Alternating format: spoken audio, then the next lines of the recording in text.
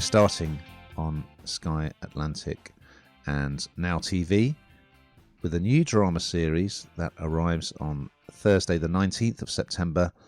It's called The Penguin, and here's a clip. Well, is set up for the honest man to succeed. That should be the American dream right there. You know, beautiful story with a happy ending. But that ain't the way the world works. America's a hustle.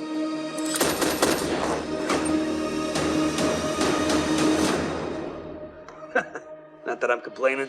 So if you watched the 2022 film The Batman, you might have been unaware, as I was until the end credits rolled, that you'd just seen Colin Farrell playing the Penguin because he was unrecognisable.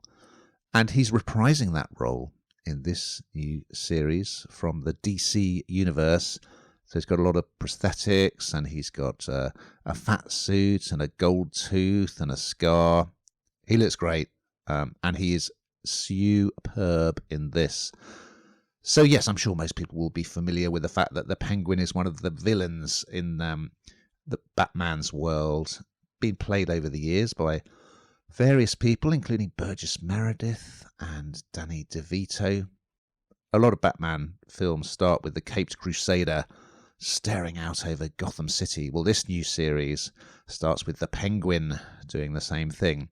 It's really, really good, but it's very much like a classic kind of mafia crime drama, really. It certainly doesn't start off in what you would consider familiar sort of Batman territory. I guess it's kind of doing for the Penguin what the Joaquin Phoenix version of the Joker did for that character. Anyway, I'm rambling on.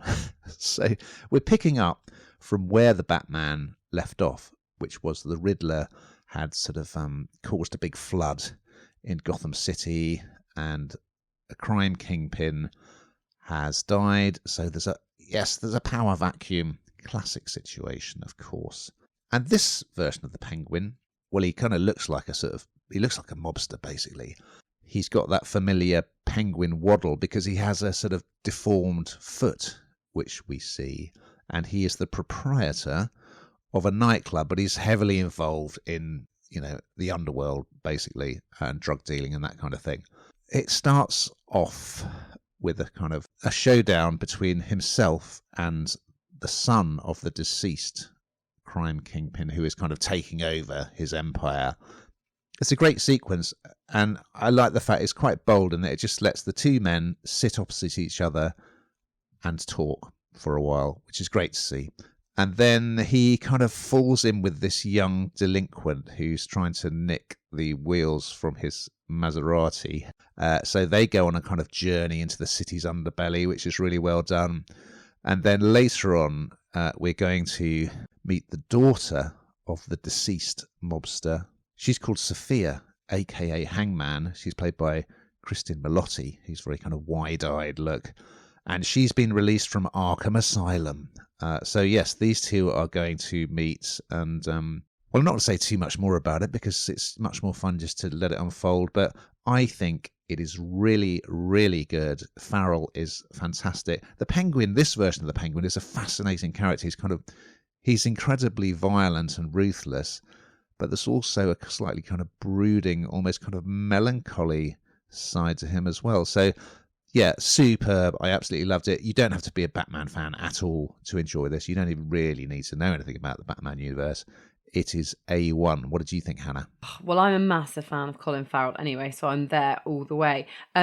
I'm not a massive Batman fan. I've watched them. I've kind of, my brother was into it when we were growing up. But you're right. You don't have to have seen everything before or know everything about it at all, because this is kind of standalone. But it's just so different, and I think that's the different shift. So if you haven't seen anything before, then I suppose you wouldn't understand, like you were explaining, the kind of the difference between the Penguin as we know the Penguin versus the Penguin, that we're faced with here. 4 hours worth of makeup, I think, Colin Farrell said, of prosthetics, to make him look like he does. And it's just it is really it's gritty. It's pretty violent in places, and as you say, the Penguin is completely ruthless. But I quite like it when we look at the underdog sometimes and then make them like a really big character, and that's exactly what has happened here. So it's completely action packed. I think that even if you're like me and not massively into this franchise, you'll still really enjoy it, because it's pacey and exciting, and most importantly, it's got Colin Farrell.